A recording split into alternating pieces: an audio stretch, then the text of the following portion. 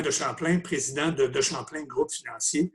En cette période de tumulte lié au COVID-19 et au marché, avec tout ce que ça a comme impact dans les marchés boursiers, j'ai pensé faire une présentation pour démontrer des images qui parlent énormément par rapport à où on est actuellement dans le marché et avec ce qu'on a vécu et à quoi on peut s'attendre au cours des prochains mois, de la prochaine année devant nous, en se basant sur les chiffres que l'histoire nous a laissés. Alors, sans plus tarder, si on regarde actuellement la situation actuelle, on voit que dans la période depuis 1970, ce n'est pas la première fois qu'on traverse une période de crise. Il y en a eu d'autres auparavant. Et quand on regarde la situation, qu'est-ce qu'on voit? C'est que quand on regarde, par exemple, la crise du SRAS ici, dans les années 2000, on a eu la grippe aviaire ici, le choléra, on a eu le Zika ici. Et actuellement, aujourd'hui, on est ici et on vit la crise liée au COVID-19. Alors, ce n'est pas la première fois qu'on vit une période comme celle-là. Je vais faire un peu un lien avec, depuis la Deuxième Guerre mondiale, toutes les baisses des marchés importantes qu'on a vécues. Je vais peut-être revenir sur la plus récente qu'on a connue, ce qui était investi, la crise de 2007-2008, qui était la dernière crise qu'on a traversée. On a également la bulle techno en 2000. On pourrait ajouter à ça la 11 septembre en 2001, qui était dans la même période de temps. Mais qu'est-ce qu'on constate? C'est que durant cette période-là, toutes les crises qu'il y a eu depuis la Deuxième Guerre mondiale, la baisse moyenne est aux alentours de moins 33 %. Si on fait une moyenne de tous les marchés baissiers qu'on a connus durant cette période-là. Actuellement, vous allez pouvoir dire à vos petits-enfants plus tard, en les berçant, que grand-papa ou grand-maman était présent l'année où on a vécu la pire correction sur la plus courte période de temps. En fait, une baisse de 30 % des marchés sur une période seulement de 22 jours. C'est ce qu'on a vécu dans les dernières semaines. La durée moyenne d'une baisse ou d'un bear market est à peu près de 150 jours. Alors, on voit que normalement, c'est plus langoureux, ça dure beaucoup plus longtemps, la période de baisse des marchés. Là, on l'a vécu vraiment en vitesse très, très accélérée. Juste pour vous donner une image de ce qu'on vient de vivre, là, je vous dirais jusqu'au 23 mars dernier, bien, écoutez, c'est ça qu'on vient de vivre. Et la baisse qu'on a connue, et ça, ici, on parle de la bourse américaine, le S&P 500, la baisse qu'on a connue jusqu'au 23 mars nous a amené jusqu'en début 2017. Alors, est venu effacer sur l'indice S&P 500 de la bourse américaine tous les gains qui ont été faits depuis 1917, tout ça sur une période de 22 jours. Si on veut l'imager en chiffres, si votre conseiller financier vous a dit au fil des dernières années, on est dû pour une récession, on est dû pour un réajustement des marchés, pourquoi il vous disait ça? C'est certain qu'avec une hausse de 400 % depuis la correction, le crash de 2008, dont on se rappelle, le rebond a été enclenché le 9 mars 2009. Depuis cette période-là, la bourse américaine a connu une croissance de 400 %. Et là, ce qu'on vient de vivre, là, on est en date du 19 février, mais on est baissé à peu près jusqu'ici dans le creux du 23 mars pour une baisse d'à peu près de moins 35 %. Alors, ça met un peu dans le contexte, une baisse de moins 35 actuellement qu'on a connue. On a remonté un peu, là, mais moins 35, ça a été une baisse très, très rapide.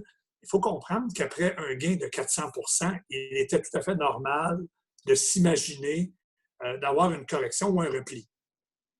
Si on veut regarder l'histoire depuis 1955, toutes les périodes de hausse de la bourse canadienne, du S&P TSX de Toronto, qu'est-ce qu'on voit? Période de hausse, période de hausse. Chaque fois qu'il y a eu une période de hausse, c'est suivi une correction, une période de baisse ou un bear market.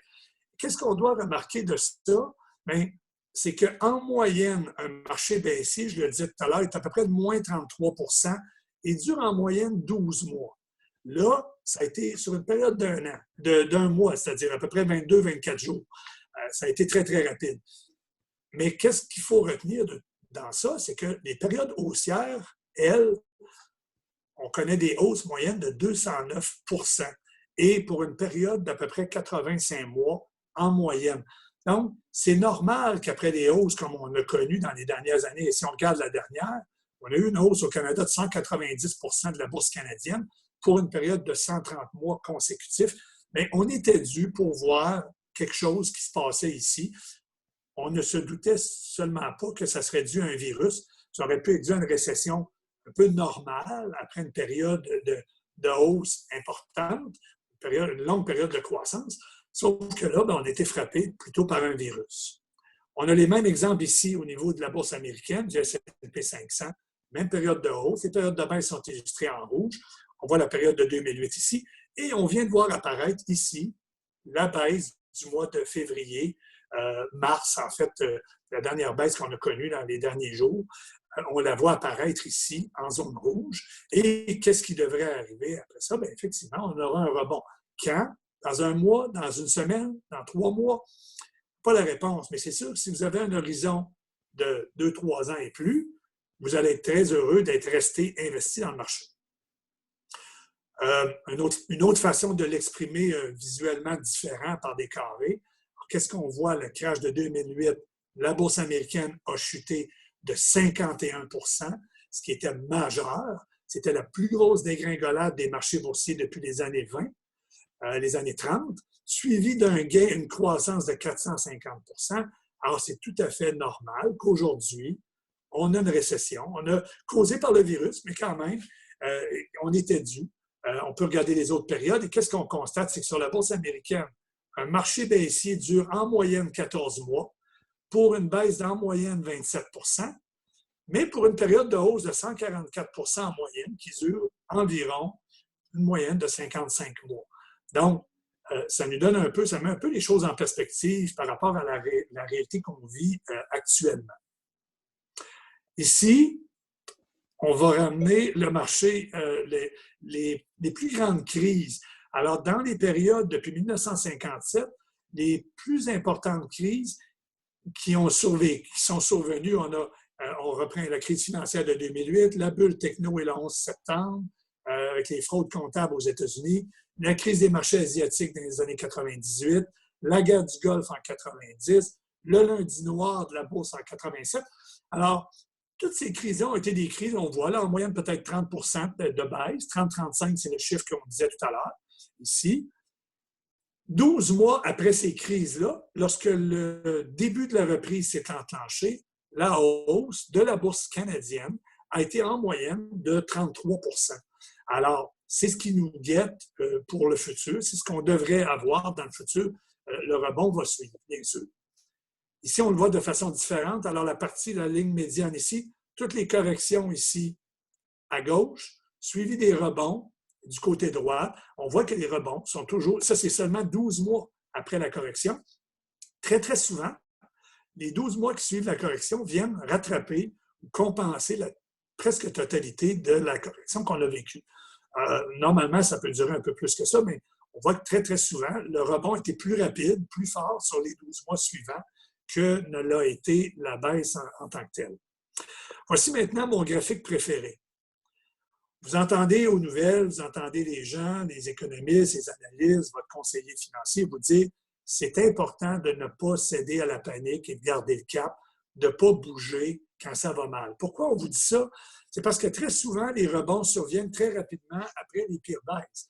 Alors, supposons qu'en 1975, les plus âgés d'entre vous, ceux qui sont plus jeunes, bien, imaginez-vous, vous étiez né, vous avez eu un beau cadeau, un bel héritage d'un vieil homme qui vient de mourir de 10 000 $. Vous l'avez investi ici, en 1975, dans la bourse canadienne, dans l'indice TSX de la bourse de Toronto, et vous l'avez oublié. Donc, pendant 45 ans, votre argent a été investi, et vous vous réveillez en décembre 2019, et vous regardez votre montant, la valeur est rendue aux alentours de 600 000 $. Ça, c'est si vous l'avez oublié, vous n'y avez jamais touché. Maintenant, supposons que vous écoutiez les nouvelles en cours de route dans les années qui ont suivi, les années précédentes, et que des fois, vous avez été un peu inquiet, vous avez tenté de vous protéger, vous êtes sorti du marché, vous avez sécurisé votre portefeuille, vous êtes revenu, et au malheur, vous avez manqué les 10 meilleurs jours, seulement les 10 meilleurs jours sur 45 ans. Alors, votre valeur, elle est ici, votre portefeuille, c'est quand même bien. Votre 10 000 vaut quand même 200 quelques mille dollars, mais c'est une énorme différence pour seulement 10 jours. Maintenant, vous avez été encore plus malchanceux et vous avez manqué les 20 meilleurs jours, bien, votre portefeuille vaut à peu près 100 000. C'est énorme l'impact de manquer une journée ou les meilleures journées. Ici, on va l'amener un peu plus loin. On va regarder la bourse américaine. Ce n'est pas la même période. Ici, on a une période de 1998 à 2018, donc 20 ans. Les 20 années qui ont couvert de l'année 1998 à la fin 2018 sur la bourse américaine. Alors, qu'est-ce qu'on voit? Si vous avez été pleinement investi, votre rendement a été de 7,32 % en moyenne par année. Votre montant investi de 100 000 au début de la période vaut 410 000. Il a quadruplé. Vous avez manqué les 10 meilleurs jours, 3,78. Vous avez 200 000. Vous avez la moitié moins de ce que vous auriez eu si vous n'aviez pas bougé. Et si vous avez manqué seulement les 20 meilleurs jours, 1,4. Les 30 meilleurs jours, vous avez un rendement négatif de moins 0,4. Et si vous avez manqué les 2 meilleurs mois sur les 20 dernières années, terminant en 2018, vous avez un rendement de moins 5 % par année. Vous avez votre 100 000 a fondu à 35 000. On va aller un peu plus loin. Ceux d'entre vous qui avaient traversé la crise de 2008 il y a 11 ans, qui étiez là, alors on voit ici les jours négatifs et les jours positifs. Alors, si on regarde seulement le mois de septembre 2008, c'est une baisse de plus de 8 %. La journée suivante, on a eu un gain de plus de 10 %, de plus de 11 % sur la journée qui a suivi. On va plus loin, on regarde des journées négatives. Octobre, le 9 octobre 2008, le 15 octobre, une baisse majeure, le 22 octobre. Les journées, le 28 octobre, on va aller voir le mois de novembre, on va aller voir le mois de décembre. Alors, vous avez ici toutes des journées de rebond de 8-10 % après avoir eu des baisses majeures. D'où l'importance de ne pas avoir cédé à la panique. Alors, vous vous rappelez, très récemment, mardi, le 24 mars, mardi dernier. Alors, mardi dernier, c'est une photo prise de mon téléphone. La journée de mardi dernier a été la plus importante hausse des marchés boursiers du Dow depuis 1933. 11,9 pour la bourse canadienne, 11,37 pour le Dow, 14,7 Starbucks. J'aime bien Starbucks, j'aime bien mon café Starbucks ce matin. Mais qu'est-ce qu'il faut revenir? 11 % de rebond. Ça faisait de cette journée une des plus importants rebonds d'une journée depuis 1933. Quand on veut regarder l'histoire, on le voit ici. Alors, vous allez pouvoir dire à vos petits-fils plus tard, grand-papa ou grand-maman était là, le 24 mars 2020, quand la bourse a monté presque de 12 % cette journée-là. On voit qu'il y a eu des journées meilleures dans la Grande Dépression des années 20, des années 30, mais on a eu le meilleur rebond depuis. On a eu 28 octobre 2008, que je viens de vous montrer tout à l'heure, qui a été un très bon rebond, 10 quelques % en une journée. Mais on vient de vivre l'histoire et d'avoir, dans une seule journée, mardi dernier, après une des pires journées des marchés, qui était le 23, le meilleur rebond depuis 1933. Ça nous amène où? Ici, on a les chiffres depuis la semaine dernière. Alors, mardi, mercredi et jeudi dernier, les marchés étaient en hausse. Vendredi, il y a eu une baisse d'à peu près 4 %. Hier, ça a monté. Aujourd'hui, on est peut-être rendu ici, actuellement, dans les marchés. On a déjà récupéré près du tiers de la correction. Ça ne veut pas dire qu'on ne va pas redescendre ici avec les nouvelles des prochains jours, mais les marchés fonctionnent beaucoup en anticipation et les marchés ont réagi ici en se disant les marchés vont fermer, les restaurants, les commerces, les gens vont retourner chez eux, on va être confinés en quarantaine, ça ne va pas aller bien, les cas vont augmenter. Alors, les marchés ont anticipé tout ça.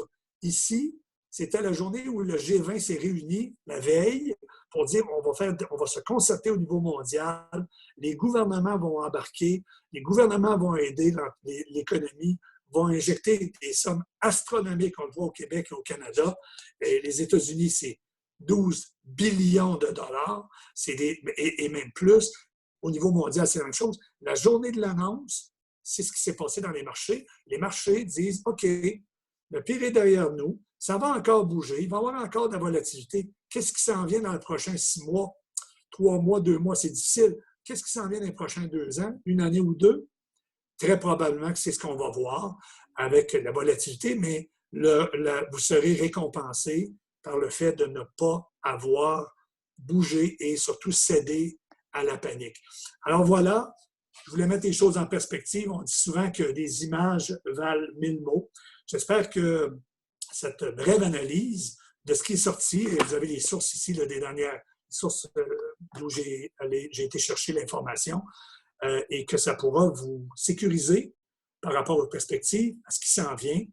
Alors, en terminant, prenez soin de vous, restez chez vous et on se croise les doigts, tout va revenir à la normale à moyen terme. Bonjour.